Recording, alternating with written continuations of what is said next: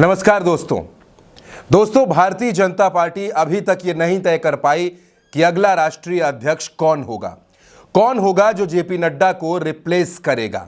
लेकिन अब यह तय करने का हक भी शायद भारतीय जनता पार्टी के पास से छिनता जा रहा है, क्योंकि संघ का दखल भारतीय जनता पार्टी में अब बढ़ता जा रहा है। जेपी नड्डा का वो बयान जिसमें उन्होंने ये कहा था कि अब भारतीय जनता पार्टी को संघ की जरूरत नहीं है, यह बयान उन पर भी भारी पड़ा और नतीजों में भी दिखा कि भारतीय जनता पार्टी पर भी यह बयान भारी पड़ गया। संघ से नाराजगी होना भारतीय जनता पार्टी के लिए उसकी सीटों पर असर डाल गया। खैर, अब जब बात आगे बढ़ चुकी है, जब परिणाम आ चुका है और अब आगे की तरफ देखना है, क्योंकि झारखंड, महाराष्ट्र, बिहार, ये तमाम वो राज्य हैं, जम्मू कश्मीर, इन तमाम राज्यों में विधानसभा का चुनाव होना है और भारतीय जनता पार्टी के जो मौजूदा राष्ट्रीय अध्यक्ष हैं जेपी नड्डा, वो नरेंद्र मोदी की सरकार में मंत्री भी हैं। यानी एक व्यक्ति के पास दो पद नहीं हो सकते, ये बीजेपी की थ्योरी है। और दूसरा, उनका कार्यकाल जनवरी में खत्म हो गया था, उनको जो एक्सटेंशन दिया गया वो जून में खत्म हो गया और अब जुलाई और अगस्त भी खत्म हो गए। और अब कहा यह जा रहा है कि अगस्त के आखिरी हफ्ते में, यानी 30-31 से लेकर 5 सितंबर के बीच केरल में एक बैठक होनी है। इस बैठक में संघ के भी बड़े चेहरे होंगे और भारतीय जनता पार्टी के बड़े नेता भी होंगे। इससे पहले भी एक बैठक दिल्ली में राजनाथ सिंह के आवास पर हुई, लेकिन यह फैसला नहीं हो सका कि राष्ट्रीय अध्यक्ष कौन होगा।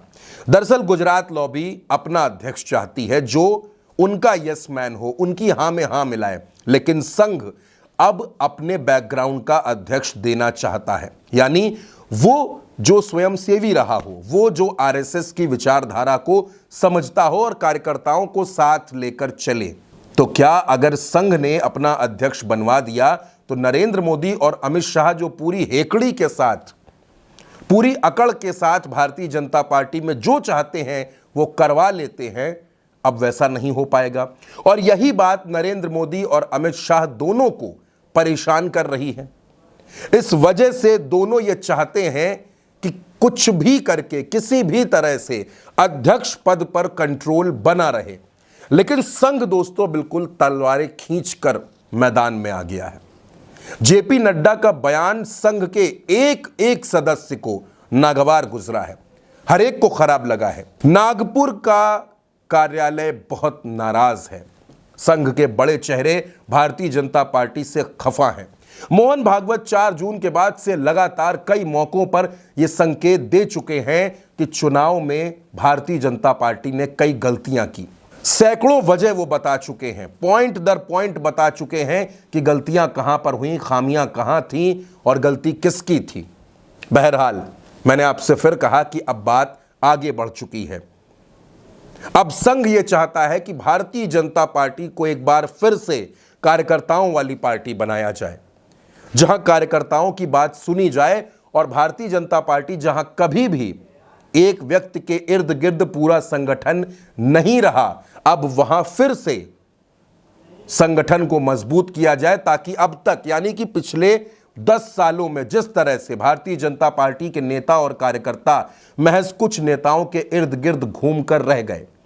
गणेश परिक्रमा वहां तक चल रही थी और उसका नतीजा भी आ गया। इसलिए संघ ये चाहता है, आरएसएस ये चाहता है, मोहन भागवत ये चाहते हैं कि राष्ट्रीय अध्यक्ष संघ के बैकग्राउंड का ही होना चाहिए। हाल ही में लखनऊ में भी संघ ने एक बड़ी बैठक की। यानी संघ पूरी तरीके से भारतीय जनता पार्टी में ऊपर से लेकर नीचे तक कई बड़े बदलाव करना चाहता है, लेकिन ये बदलाव नरेंद्र मोदी और अमित शाह को पसंद नहीं आ रहे। वो दोनों ये चाहते हैं कि राष्ट्रीय अध्यक्ष उनकी सहमति से हो, उनके कहने से हो, उनके मुताबिक हो, लेकिन संघ उनकी बात को पूरी तरह से इग्नोर कर रहा है। संघ अपना राष्ट्रीय अध्यक्ष चाहता है जो संघ की विचारधारा को समझता हो, संघ के अनुशासन को जीता हो। और अब दोस्तों इसीलिए ये सवाल खड़े हो रहे हैं, इसीलिए ये प्रश्न सामने आकर खड़ा हो गया है कि आखिर संघ के बैकग्राउंड से आने वाला वो नेता कौन होगा जिसको भारतीय जनता पार्टी की कमान मिलेगी, जो बीजेपी का अगला राष्ट्रीय अध्यक्ष होगा।